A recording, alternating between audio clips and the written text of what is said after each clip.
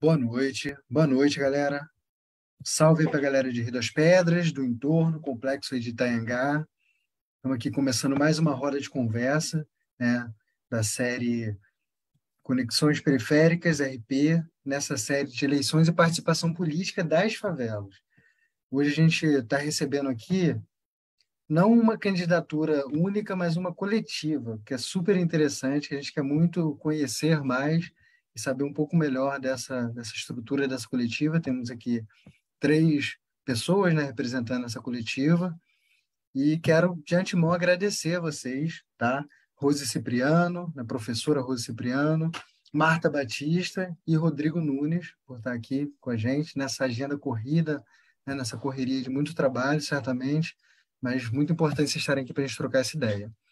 Galera que acompanha a gente, já peço aí para divulgar, né? Acho importante que essa roda de conversa chegue ao máximo possível de pessoas. Agradecer as nossas alianças importantes, né? O NPC, Núcleo Piratininga de Comunicação, nosso apoiador aí nessa atividade, e o jornal Abaixo Assinado, jornal importante aí no campo da esquerda, que faz um trabalho fundamental na região de Jacarepaguá. Nossas companheiras e companheiros não estão aqui hoje, né, devido aí ao trabalho. A galera não conseguiu chegar a tempo, nosso camarada Fernando, a Cássia e a Jéssica, mas certamente estarão aí nas próximas rodas de conversa. Amanhã tem mais uma rodada e a gente segue nessa agenda de conhecer o máximo possível de candidaturas do nosso campo, né, que tenham aí interesses em comuns e que certamente vão se posicionar a favor de nós, moradores de favela, das periferias. Então, bacana receber vocês aqui e agradeço mais uma vez a participação. A gente tem aquele roteirinho, mas não é nada engessado, tá, gente? A ideia é que vocês possam se apresentar, que a gente possa trocar um pouquinho de ideia. Então, passo a palavra aí para vocês. Posso? Pode, vai lá, Rose. Tá ligado já, tá ligado. Bem, boa noite a todas, todos e todes. Eu sou Rose Cipriano. Antes da gente se apresentar, a gente quer fazer a nossa autodescrição, tá? Já que está sendo transmitido. Eu sou uma mulher negra, de pele retinta, uso um cabelo black, estou usando um óculos branco. Hoje, como está muito frio, estou usando uma echarpe amarela e um casaco preto. Bem, primeiro eu quero falar da nossa alegria de estar aqui hoje conversando com você, conversando com a galera de Rio das Pedras, porque já no nome, quando a gente escolheu Coletiva Periférica, porque para nós a periferia é o centro, né? Somos nós que estamos aqui pensando a resistência, fazendo a luta, somos nós que carregamos esse país nas costas. Então, queria começar falando sobre isso, sobre a importância da gente estar conseguindo se conectar com vários outros territórios periféricos, como a Baixada Fluminense, que é da onde nós somos, que é da onde eu sou. Eu sou de Duque de Caxias. Em Caxias, eu sou professora da rede municipal de ensino, né? Atuo com educação especial, né? É onde também a gente atua na luta sindical. Eu sou da coordenação do CEP, que é o Sindicato dos Profissionais de Educação do Estado do Rio de Janeiro. Então, atualmente licenciada. Então, a gente vem na luta pela educação pública nessa cidade, enfrentando os coronéis de Duque de Caxias, né? E Caxias passou bastante nas mídias, né? Nas televisões aí nesses últimos períodos.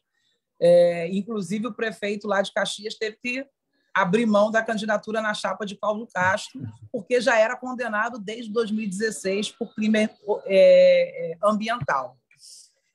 Hoje eu atuo como vice-presidenta do Conselho Municipal dos Direitos da Mulher, porque a gente atua no movimento de mulheres, né? É uma área que a gente já atua, não tinha como ser diferente, né? Como uma mulher negra, periférica. E essa luta a gente vem travando já há alguns anos aqui, que é a luta antirracista, a luta de mulheres, e, em especial, a luta pela educação. Então, a gente vem desse local, né? Do local de ter sido aluna da escola pública e de hoje ser uma professora, ser uma servidora pública na educação, que a gente sabe que vem sendo tão atacados. Atacados quando a gente fala de cotas, né? Atacado quando a gente fala do ensino básico, mas também do ensino público, né? Das universidades. Então, é desse lugar que a gente vem fazendo a nossa construção e desse lugar que a gente quer também ocupar aí a Alerj. Boa. Oi, pessoal, boa noite aí a todas, todos que estão aí nos acompanhando. Eu sou Marta Batista, sou moradora de Nova Iguaçu, da periferia de Nova Iguaçu. Sou engenheira urbanista, educadora popular. Atualmente estou na coordenação do Sindicato dos Trabalhadores do UFRJ e também milito na Baixada no movimento de mulheres, né? Assim, toda a minha trajetória de militância, minha vida política começou na Baixada Fluminense e começou também a partir dessa perspectiva da periferia. Assim, eu fiz o meu ensino médio no Cefet, lá de Nova Iguaçu, né? Também fruto de uma política de expansão, né? E de interiorização.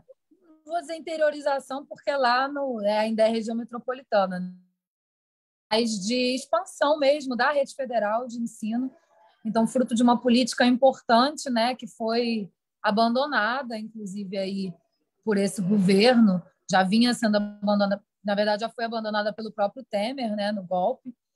E a minha trajetória se inicia aí também, na luta pelo passe livre. E aí, lá na luta pelo passe livre, a gente foi começando a entender que isso estava relacionado a uma discussão muito maior, né, de transporte público da própria cidade. E aí a gente foi descobrindo aí que é uma discussão envolvida, inclusive, sobre a necessidade de mudar a sociedade que a gente vive.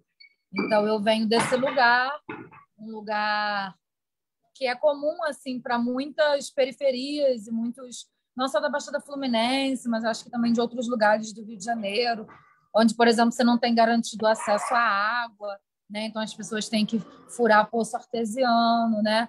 Um lugar onde muito da infraestrutura urbana ainda precisa melhorar.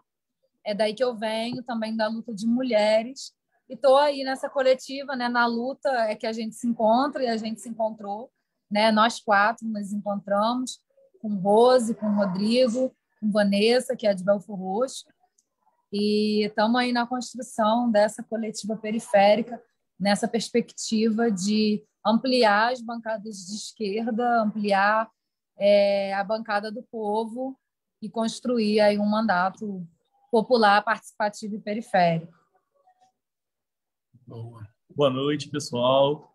Eu sou o Rodrigo, sou um homem negro, careca, né? Não tenho cabelo. Oi? Desculpa, é que eu não fiz a minha audiodescrição. Vou só fazer rapidinho. Sou uma mulher parda, de pele clara, estou de casaco azul, tenho meu cabelo está solto, ele é volumoso e encaracolado. Então, eu sou o Rodrigo Nunes, sou um homem negro, não tenho cabelo, pois eu raspo, uso barba, tá grisalha, e estou de camisa rosa, né? Sou nascido e criado na cidade de Mesquita, no bairro de Edson Passo, coladinha Chatuba de Mesquita. Sou o presidente do PSOL, né, atual presidente do PSOL, faço parte da Frente LGBT do Rio de Janeiro e estou construindo, junto com meus companheiros, o setorial LGBT IA+, na Baixada Fluminense. Sou da Pastoral Juvenil da Diocese de Nova Iguaçu. Então, faço parte de comissão de carnaval, onde me ensino na cultura, comissão de carnaval, faço parte de grupos de compositores de samba, e nessa construção entre vamos gerar renda, né? E essa questão da cultura na Baixada é muito abandonada. Nós temos vários artistas, vários escultores, pintores que não recebem fomento do governo, né? E quando chegam nas cidades são desviados para outras questões que não a cultura. Precisamos de investimentos mais na cultura, então por isso que eu estou, né, clamando por isso, para estar no Alerj, junto com as minhas amigas, né, para que a gente possa estar fiscalizando essa entrada de verba, para que haja aumento de emprego para as pessoas LGBTs, que é difícil arranjar emprego. Então, nas áreas culturais é onde mais se empregam LGBTs. Nós, negros, somos discriminados na Baixada também pela distância, a gente não consegue empregos, então a gente precisa aumentar, né, o investimento na Baixada para que gere mais emprego para a população, né? Então, assim, é uma satisfação estar no coletivo periférico, que é uma novidade para a gente, né, da Baixada, do Rio de Janeiro, pois a gente não tem ninguém eleito ainda, apesar de ser uma estrutura de candidatura já desde 2014, mas na Baixada não tem. Então, estar inserido, né, representando uma das cidades da Baixada Fluminense, que é uma região periférica, onde ainda somem corpos negros e não se acham, para mim é muito orgulho, né? E eu estou aí por fora Bolsonaro. Fora Bolsonaro. Fora Bolsonaro. Com certeza, vai sair direto para a cadeia. Ó, que potência essa coletiva, hein? Caraca, que potência. E a Vanessa é de onde? De Belford Roxo, é isso? Vanessa é de Belford Roxo, do Morro do Amor, educadora popular, coordenadora da UNEAFRO, mãe, estudante de jornalismo. Nossa Preta Viva BXD está lá nas redes. Sigam também Vanessa nas redes. Vanessa faz parte da Coalizão Negra. Fez um trabalho, inclusive, na pandemia, super importante de articulação, né, junto com a Coalizão e com a UNEAFRO, para a distribuição de cestas, né, para garantia aí de combate à fome, de segurança alimentar. E ela está de licença saúde, né? Ela teve uma questão de saúde ainda no momento da pré-campanha, e aí ela está aí se recuperando a cada dia mais, mas ela ainda não tem podido participar das atividades com a gente. Mas é uma potência também muito, muito grande. Não, melhoras aí para a Vanessa, né? Que em breve ela esteja assumindo, tomando posse junto com vocês. Ó, pô, eu fiquei assim, super encantado aí com essa articulação, né? Porque vocês acabam ampliando ainda mais a representatividade. A gente tem conversado aqui sobre isso, e uma candidatura coletiva é algo que não tem muitas, né? E a maneira que vocês se uniram, representando a Baixada, representando áreas que são, às vezes, né, pouco representadas, né, com pouca representatividade. Queria que vocês falassem um pouquinho dessa articulação. Como é que foi esse movimento? Pela experiência de vocês, né, pela essa rápida apresentação, dá para ver o quanto isso fortalece o mandato de vocês. E queria que você falasse um pouco desses planos para poder viabilizar essa participação mais ampla possível, né? Que a coletiva já coloca isso. Acho não, né? Mas vale a pena a gente destacar isso. Hoje a gente está compondo essa coletiva, Douglas, e todos que estão nos assistindo. Mas a gente já vem de uma trajetória comum de lutas nesses territórios e em outros. Né? Porque, por exemplo, eu e Marta, e foi a convite da Marta que eu conheci o coletivo Minas da Baixada, que é um coletivo de mulheres interseccional, feminista, que nasceu da perspectiva de discutir o que é ser a mulher na Baixada Fluminense, o que é ser mulher num território periférico. Né? Então, a gente já vem dessa trajetória, dessa construção desse coletivo. Né? A mesma coisa foi com a Vanessa, né, que já tinha uma interlocução com a Marta na construção de pré-vestibulares comunitários, né, lá em Bom Pastor, que é em Belford Roxo, em Acari, né? E Rodrigo, que é esse homem preto, que a gente tem muito orgulho de ter uma coletiva com um homem preto vivo, que a gente sabe, né, que a população negra corre muito risco, e os nossos homens negros mais ainda, que entrou no PSOL em 2019. Então, acho que a primeira coisa que nos uniu, de fato, na prática, foi a luta diária. E aí essa luta culmina, né, a gente vendo as várias experiências de ocupação política, culmina nessa proposta de uma mandata coletiva. Né? E assim, não é diferente dos mandatos e mandatas coletivas que estão acontecendo pelo Brasil afora, porque a gente tem visto essa como uma possibilidade, como diz Vilma Reis, de mudar a fotografia da política. E aí, assim, como a maioria delas é uma coletiva de mulheres negras, periféricas, LGBT. Então, para a gente, é um pouco dessa trajetória, né, de pensar esse conjunto desses corpos que não estão na política, gente. Tradicionalmente, a gente sabe quem ocupa a política. São os filhos né, são as famílias tradicionais. Então, a gente viu como uma forma de estar ocupando esse espaço, mas está ocupando numa perspectiva daqueles que sofrem as questões, resolverem as questões, opinarem sobre as políticas, né? E acho que isso também é muito fruto de combater uma ideia no Brasil de que a política só é feita pelo outro.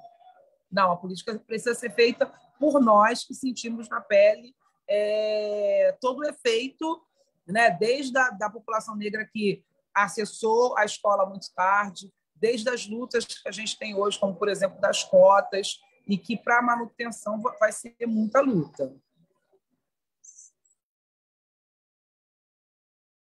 Pensando nessa participação que você falou, a nossa perspectiva, né, enquanto mandato, é sermos deputados, como a Rose já explicou, mas também termos aí, pensarmos os conselhos territoriais, né, instrumentos de articulação e de participação dos movimentos sociais, movimentos comunitários, para que a gente não faça a gestão desse mandato apenas nós quatro, né, mas que os movimentos sociais e as organizações, estejam envolvidos aí diretamente como tomadores de decisão, como deveria ser, né, todos os mandatos aí.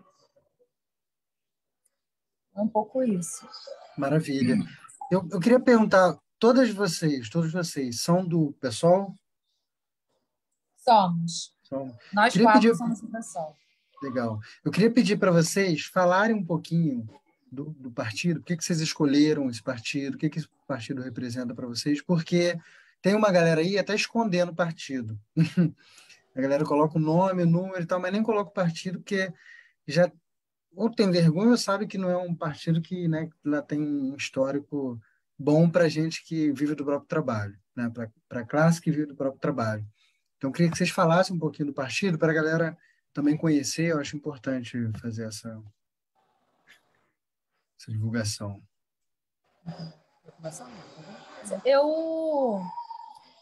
Eu acho que assim, vergonha do pessoal é algo que com certeza nós não temos, né?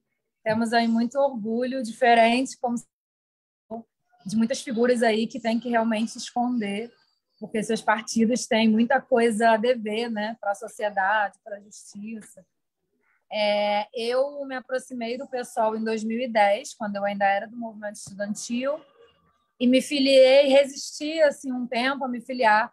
Em 2012, lembro de ter feito campanha do PSOL na Baixada, para o candidato a prefeito naquela época, em Nova Iguaçu, que foi Emílio Araújo.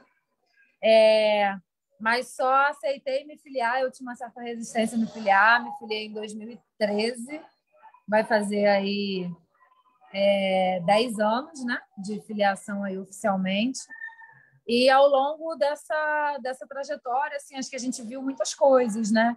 Vimos aí a luta contra a máfia do PMDB no Estado, a luta por mais educação, vimos aí as jornadas de luta de 2013, né? Que foram aí também um momento importante.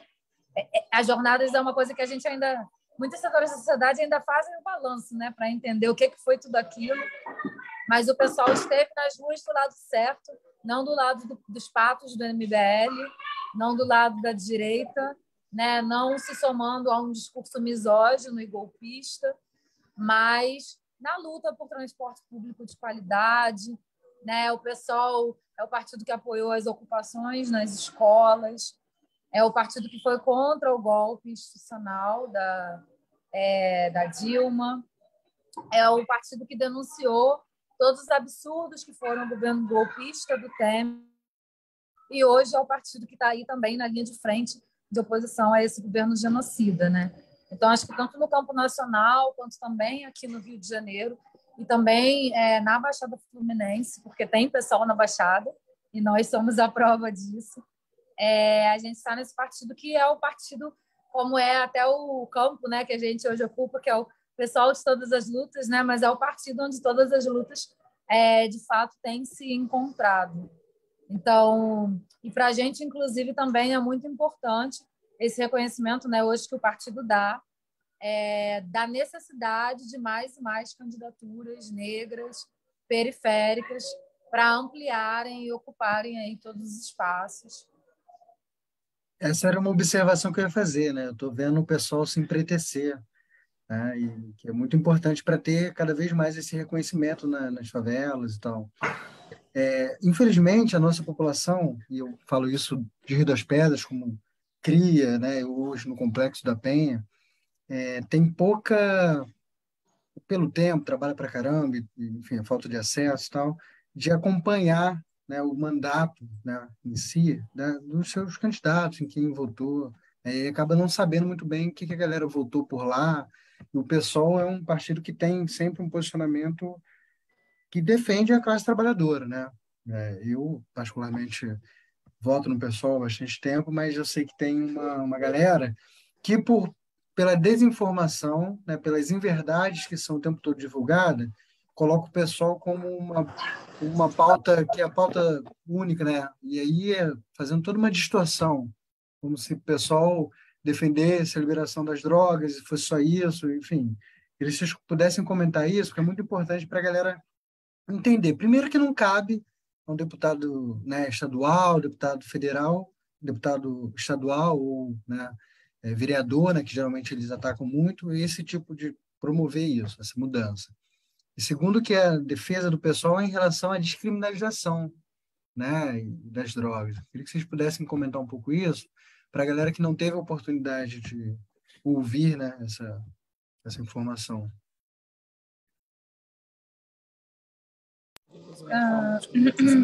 Eu vou falar um pouco da minha experiência, né, de entrar para a política. Na verdade, desde que eu comecei na minha vida progressista, que eu descobri dentro da Igreja Católica já depois dos 20 anos, né, então, assim, eu sempre fui muito resistente a partido.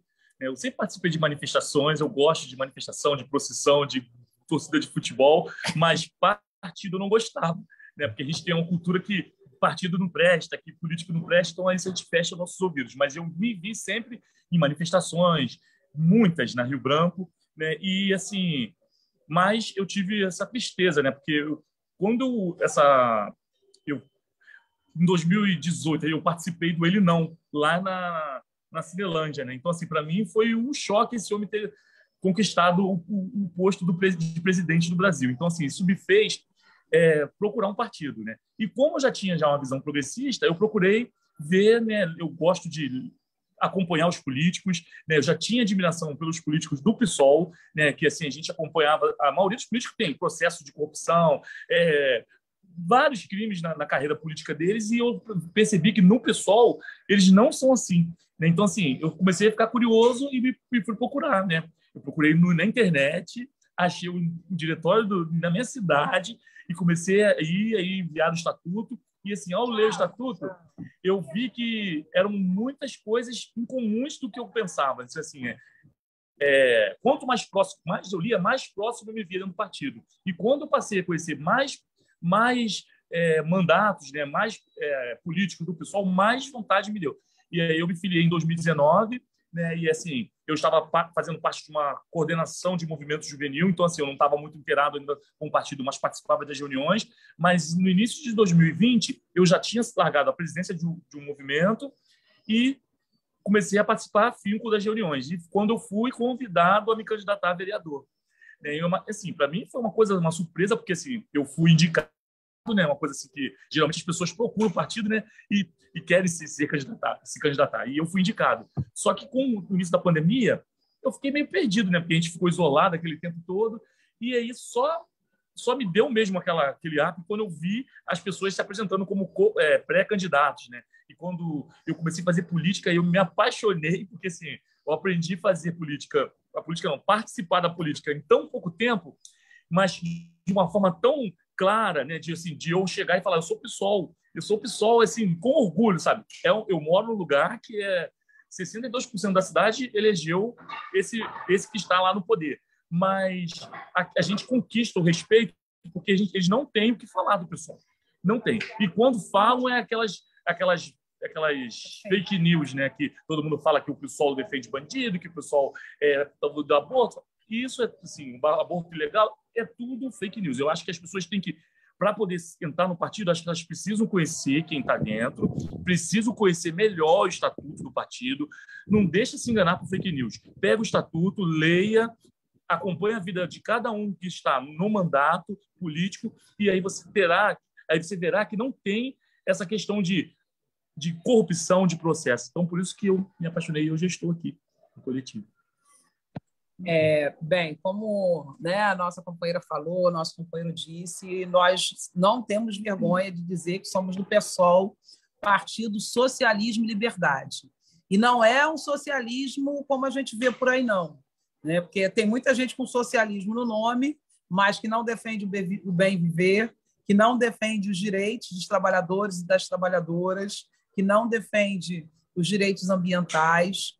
Então, acho que a primeira coisa é falar sobre isso, né? Que socialismo que a gente defende? E ainda existe muito preconceito sobre isso. E, justamente, eu gosto de começar a falar com o pessoal da onde eu estou, das pautas que a gente defende. E aí, por exemplo, eu pergunto se as pessoas são contra a educação pública, porque nós defendemos a educação pública. Nós defendemos a universalização da educação pública. A gente normalmente pergunta o que as pessoas acham, né, de ter o SUS funcionando, para que elas possam ter atendido os seus direitos dentro da saúde. E as pessoas concordam com isso. E aí a gente vem trazendo todas essas pautas, né? E aí eu falo com as pessoas, a gente que é socialista defende isso. Né? Mesmo aquelas pessoas que muitas vezes chegam para você e falam assim, porque eu sou capitalista, eu defendo o capitalismo. E quando você começa a trazer essa problematização, elas vão percebendo que elas nem são tão capitalistas assim, porque defendem pautas parecidas com as nossas. Agora, existem pautas que são sensíveis. E aí, sobre a descriminalização das drogas, né? Que não é uma pauta simples, porque tem vários elementos. Eu vou começar pelo elemento da saúde. E aí eu falei no início que eu trabalho com educação especial. Né? O Brasil tem uma legislação tão atrasada que mesmo as pessoas que podem fazer uso medicinal, e aí eu estou falando, por exemplo, do óleo, né, do canabidiol, e falando claramente que é um óleo feito da maconha, né? Que é essencial para famílias que têm crianças com muitas crises de epilepsia, né? Para pessoas que estão em tratamento de câncer. Agora que o Brasil começou a discutir isso, com algumas legislações que permitem o acesso. Mesmo assim, um acesso muito burocratizado e muito caro. Porque a pessoa, para fazer tratamento com canabidiol, né? Ela precisa desembolsar pelo menos R$ 1.500.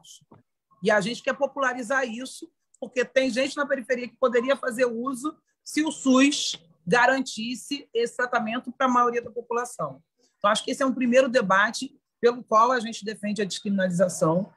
E aí, um segundo debate, que é um debate que a gente precisa dividir em dois momentos. A gente sabe que pessoas fazem uso problemático de qualquer substância. Tem gente que faz uso problemático do cigarro, uso problemático do álcool, e pode vir a fazer uso problemático de drogas, como é a questão da maconha. Mas as pessoas que não fazem uso problemático, acho que o debate que a gente precisa ter né? E aí, no debate da guerra às drogas, né? Que a gente vê o quanto o fato de não ser descriminalizada gera uma violência que quem está na ponta dessa violência é o varejo que eu digo, né? É a pessoa que vende, é o varejo, e não chega, né? Em quem lucra efetivamente, né? E a gente sabe que tem um uso recreativo que não é problemático. Então, assim, a gente defende, sim, a não criminalização, né? Das drogas, mas pegando principalmente, a gente precisa discutir mais sobre, fazer esse debate, porque tem a questão do alto índice de encarceramento da população negra, e aí a gente sabe por quê, porque um jovem de 18 anos que seja pego, né, quando na Zona Sul, ele vai ter um tratamento diferente de um usuário. Um usuário da Zona Sul e um usuário de Rio das Pedras vai ser tratado diferente. Né? O da Zona Sul vai ser considerado usuário. O de Rio das Pedras vai ser considerado traficante e, se for área de milícia, vai morrer, como a gente vê dizendo que aí quem faz uso tem que morrer. Gente, vamos fazer com vocês. Também, igualmente. Vamos lutar. É que a gente está aqui saindo da atividade. Eu sempre falei para o meu irmão Carlinhos, nós negros sempre pegávamos os pastores evangélicos negros da igreja negra.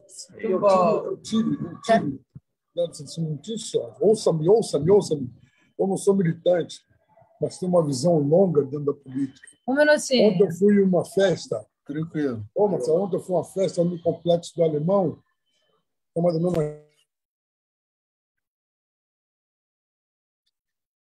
Galera, é o debate ao vivo e a cores, a galera interagindo aí com a Mandaca. Voltamos aí. Muito bom. Voltamos. Tá A gente bom. fez questão de estar aqui, mas de vez em quando tem algumas questões. É isso, a ideia é essa. Participação, essa é a real participação ao vivo.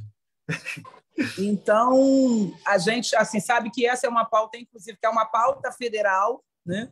Mas a primeira coisa que a gente defende é que a sociedade comece a discutir essas questões. Porque é isso, quando se tem muita fake news, quando se tem toda essa fumaça, essa cortina de fumaça, em cima de temas como esse, como a própria descriminalização, né, do processo de aborto, que hoje já é permitido no Brasil, né, em caso de risco da mãe, em caso de crianças anicéfalas e em caso de estupro. E aí a gente está vivendo situações que uma criança que é estuprada não pode fazer uso legal do aborto. Então, para nós, esses são temas que a sociedade precisa discutir a fundo. E aí a gente tem muito orgulho de estar num partido que não tem medo de fazer esses debates, que são debates sensíveis, mas necessários. Porque, independente da minha posição sobre a questão do aborto, se eu sou contra, eu sou a favor, centenas de mulheres morrem porque fazem clandestinos. E essas mulheres são pretas, são periféricas. Então, para a gente é muito importante estar nesse partido, estar num partido que está compreendendo que o momento histórico pede uma outra ocupação da política, porque assim, a gente tem visto muito. Não é fácil, não, tá, gente? Nós não estamos dizendo que o pessoal é um mar de rosa, mas é fato que a gente tem conseguido internamente avançar com esses corpos que tradicionalmente não estão na política, e para isso para a gente é muito importante, e por isso que a gente escolheu o pessoal lá atrás, pelas muitas coisas que Marta e Rodrigo já disseram. E aí só queria só um complemento muito rápido, que nós também, a nossa candidatura, nós estivemos presentes no lançamento e fomos signatários, né, do lançamento da campanha, que é feita pela Iniciativa Negra, né, que se chama Na Guerra às Drogas, Você Também é Vítima. Então, essa é uma campanha que foi lançada, né, pela Iniciativa Negra e uma série aí de movimentos sociais relacionados à luta contra a proibição, né, e pró-legalização, e reforçar aí o nosso compromisso com essa pauta, que é muito importante na luta contra o genocídio do povo negro. Não, bacana vocês trazerem esse ponto, né? Eu também sou professor da rede pública, sou servidor de Niterói, de Maricá, e em Niterói eu trabalho também com educação especial. Engraçado que no sábado eu estive no Fórum Popular do Complexo Alemão, e aí essa foi uma pauta dentro do GT de educação que foi levantada, assim, a gente ficou num debate intenso sobre isso, né, por essa demanda, né, de um trabalho de educação especial e, sobretudo, essa questão do canabidiol também para poder alguns medicamentos. Então, assim, é um levantamento que precisa ser feito nas favelas, nas periferias. Tem muita gente que não fala, tem vergonha, tem medo, enfim, sofre algumas pressões para poder não se posicionar em relação a isso. Mas tem famílias sofrendo com essa ausência, com essa dificuldade de ter acesso ao medicamento das crianças. Bom, vocês já começaram a tocar um ponto um pouco nas pautas, né, que vocês, nas propostas que vocês trazem. Eu queria que vocês pudessem apresentar o que vocês sentaram, sistematizaram, o que é possível dentro, né, do cargo, dentro da função de deputada estadual, para poder viabilizar para as favelas, periferias, enfim, para a sociedade como um todo do Rio de Janeiro.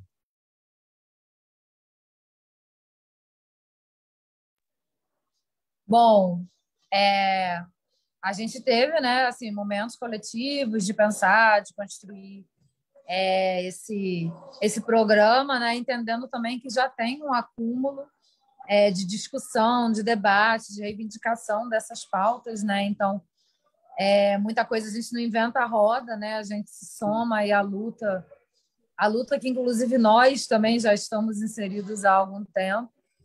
E aí, assim, falando um pouco do campo de políticas públicas em relação ao direito à cidade, e aí falando também principalmente do saneamento básico, que a gente sabe que é algo que ainda é muito precário não só na Baixada Fluminense, mas também nas favelas do Rio de Janeiro. E a gente tem, assim, na legislação, um instrumento chamado Plano Municipal de Saneamento Básico, onde, teoricamente, todos os municípios têm que ter os seus planos construídos, com participação popular.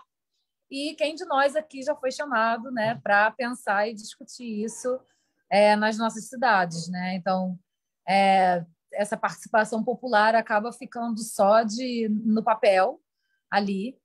E, inclusive, esses planos municipais de saneamento muitas vezes sequer levam em conta as demandas das favelas, né? Elas muitas vezes não são nem incluídas nesses planos. Então, para a gente é muito importante, eu estou falando, plano municipal, o mandato é estadual. Mas porque a gente acredita assim, que é importante, em termos da política de saneamento, a gente lutar para que haja um plano estadual de saneamento básico, como existe em outros estados do país.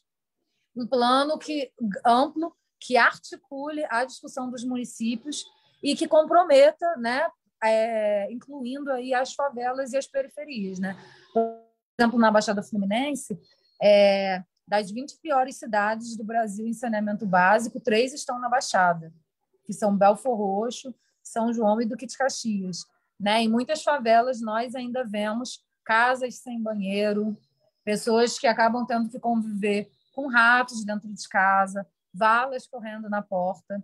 E aí, como é que você vai pensar saúde pública, bem viver dentro desse contexto?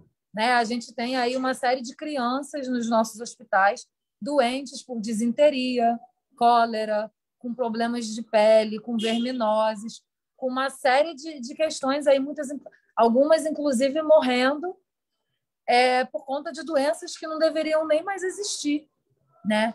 Então, para a gente, esse compromisso em ter um mandato que some na pauta do saneamento básico, também na pauta do transporte público, aí, né? No combate ao assédio que acontece dentro dos transportes contra nós mulheres, mas também na melhoria da qualidade de serviços, por exemplo.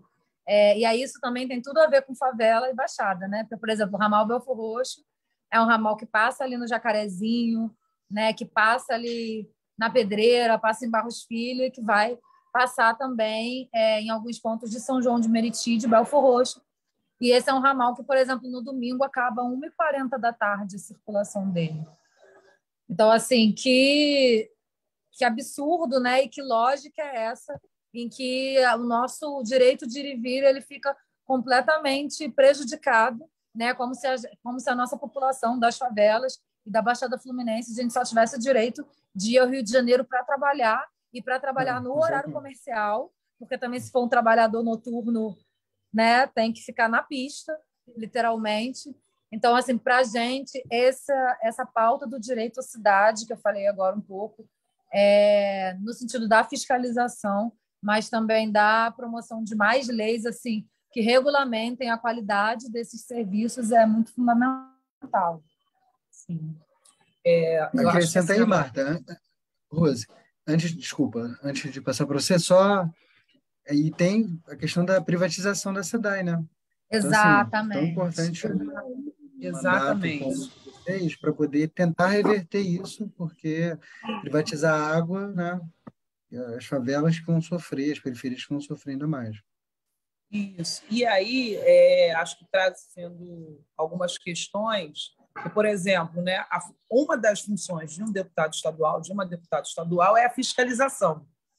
E aí tem 2 elementos. Por exemplo, na época do Witzel ainda prometeu 4 milhões para saneamento básico na Rocinha, que não foi implementado por ele, nem pelo Cláudio Castro. Então, pensar também essa atuação de fiscalizar, né, e de denunciar quando isso não acontecer é uma perspectiva do mandato.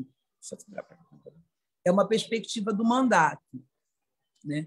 Então, é importante trazer isso para as pessoas. E aí você falou muito bem, essa questão da venda da SEDAI, né? As prefeituras podem usar como quiser esse dinheiro, o que é uma atrocidade, já no primeiro momento, e num segundo momento pensar que a privatização da SEDAI não tem uma perspectiva de universalizar, tem uma perspectiva de atender aqueles que podem pagar. E aí, dentro do direito à cidade, a gente tem discutido a questão, né, de uma tarifa que seja popular e universal, né, que a pessoa não tenha que acessar, e isso é possível de fazer, porque a gente tem cadastro de Bolsa Família, tem cadastro de CAT único. Então, esse é um debate que a gente vai precisar fazer, porque assim, não vai demorar muito para a gente ver pessoas que não vão ter acesso à água porque não têm condições de pagar. Então, esse é um debate que a gente já vem fazendo. E aí, um tema que para nós é muito caro, embora a gente optou por trabalhar por eixos, e aí nos eixos estão educação, mulheres, cultura, uma política antirracista e o direito à cidade. E aí, nesse debate do direito à cidade, o tema da segurança pública é um tema que, para a gente, é assim, muito caro, complexo e caro, porque a gente está em territórios onde desaparecimentos forçados acontecem cotidianamente e aumentaram assustadoramente na pandemia, né? A gente está num território onde a segurança pública, que deveria proteger, né, é que mais causa letalidade, e dentro do que a gente tem discutido é a revisão do plano de letalidade na ação da segurança pública, que a gente quer debater isso, a gente quer debater o reconhecimento facial, né, a gente quer debater as mortes que aconteceram no estado do Rio de Janeiro, né, a gente já está aí com o Cláudio Castro sendo o governador com as 4 maiores chacinas do último período. Então, essa questão da segurança e da revisão do plano de letalidade para a gente é muito importante, como a Marta trouxe aí. E, por fim, para terminar mesmo, é a questão da defesa das universidades estaduais, instituições estaduais, né? E por aí passa a questão das cotas e da assistência estudantil. Muitos estudantes deixaram de frequentar a universidade nesse período da pandemia e, mesmo com a cota, têm a dificuldade de se manter. Então, isso são temas muito importantes para a gente. Boa. E essa minha inserção dentro do carnaval, né, eu tive contato com outras coisas culturais, né? E não só o samba, porque as pessoas pensam que o carnaval é só em fevereiro, né? Só uns 2 a 3 meses. Na verdade, o carnaval, né, é uma fábrica de cultura, né? Então, a gente tem pintores, escultores, artistas tecelãs, tudo, né? E aí, inserido nisso, né, eu vi o quanto é necessário, né? As escolas de samba, que são poucas na Baixada, são os únicos espaços de cultura onde os nossos artistas ainda conseguem se apresentar. Pois na Baixada e em algumas maiores periferias não tem lonas culturais, né? Não tem locais de apresentações públicas, teatros de arena, falta locais de cursos de incentivo à cultura.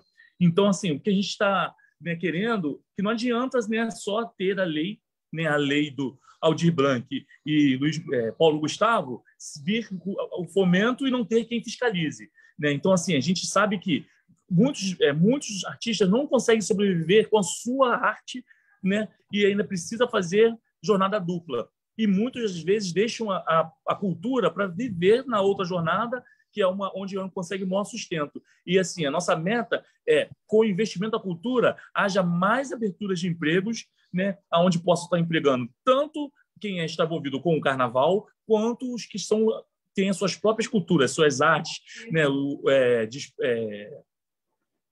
com as rodas de conversa, de poemas, né, sarais. Então, a gente precisa ter mais lonas culturais, né? A gente teve em contato com as bibliotecárias, elas clamam por uma lei que organize o fomento que chega, porque elas não têm, né? Então, assim, elas precisam ter esse plano, né, de uso do financeiro, porque o financeiro chega, o dinheiro chega, mas elas não têm como utilizar. Então, a gente, na minha cidade, né, da minha origem, não tem uma biblioteca pública, né, que tenha manutenção. Já teve teatro, já teve cinema, mas por falta de investimento, elas foram fechadas. Ou seja, a gente está precisando ter, né, fiscais desse dinheiro da cultura, desse investimento da cultura.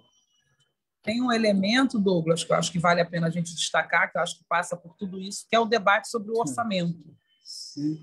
E aí a gente quer discutir o orçamento em todas essas áreas, mas na cultura é fundamental a descentralização desses investimentos, como bem a perspectiva. Porque o que a gente acompanha, né?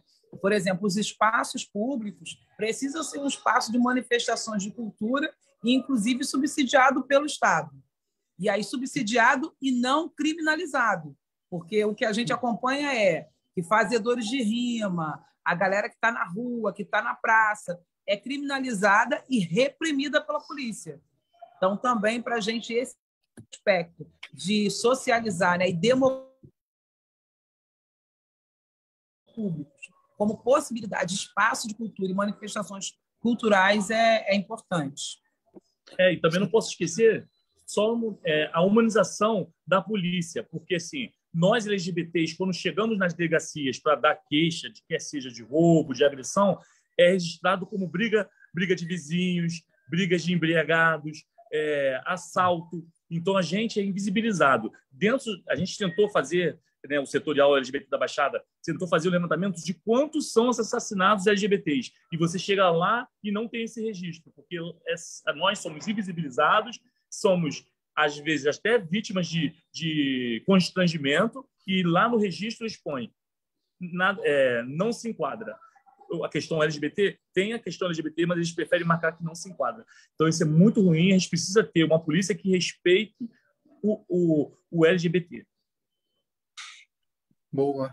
Não, e vocês tocaram num ponto importante, né? Vários pontos importantes, mas eu gostaria de destacar essa perspectiva da política pública, porque se a gente age, né, na lógica de projetos, programas e tal, a gente sabe que numa situação de emergência é importante, né? Tem projetos sociais aí que fortalecem muitas ações locais, mas dependendo do lugar, do território, né, um projeto, um programa na mão de uma OS fica facilmente pode ser apropriado e privatizado pelo poder local, né? A gente vive essa situação em Rio das Pedras, em alguns espaços. É importante a gente ter essa perspectiva da política pública, porque aí é o Estado gerindo e a gente consegue ter uma autonomia maior e não criminalizar, né, a cultura ou não cercear determinadas expressões culturais. Muito bom. Ó, deixa eu dar uma boa noite aqui para a galera que está acompanhando. Tem muita gente que chega do trabalho essa hora, então a galera tem assistido muito essas rodas depois. A gente vai colocar também no canal do YouTube, então facilita aí o acesso da galera que chega do trabalho. Então, boa noite aí para Catarina, Fernanda de Jesus, para as professoras, né? Érica Alves, uma militante do campo social muito importante em Rio das Pedras, Rosângela Nascimento, Marina Garcia, Adriano Alves, enfim, uma galera aí que acompanha sempre, está sempre aqui super participando, obrigado. A Catarina falando da questão do carnaval, né, que é uma fábrica de cultura, concordando aqui com o Rodrigo, questão da representatividade, Marina aqui acompanhando, enfim, a galera sempre comentando e participando e divulgando essas rodas para chegar ao máximo de pessoas possível. Bom, a gente passa rápido, né, como o papo tá legal. A gente está caminhando para o final. Eu sei que vocês também têm horário e certamente mais compromisso, mais trabalho. Queria que vocês pudessem, nas considerações finais, falar, né, mandar uma mensagem para a galera de Rio das Pedras, né, cada um de vocês, poder mandar um direto, né, para a galera, um papo reto aqui para a galera de Rio das Pedras. Por que dá essa oportunidade? Por que é importante essa representatividade? Né, falar um número, né, que é importante, que a gente acabou, não entrou no folder, mas falar o número de vocês para alcançar aí o máximo de pessoas aqui, tá? Alô, galera, boa noite. Eu sou, uma pessoa da periferia, igual vocês, e eu sinto a necessidade de ter representantes, assim como nós, no parlamento. A gente que é negro, periférico, a gente é a maioria aqui. Então, a gente tem que deixar de ser a minoria lá e que nós precisamos ser a maioria nos parlamentos. Então, eu peço a confiança por pessoas como nós nos parlamentos. Bom, pessoal, foi muito legal, né? A gente está aqui.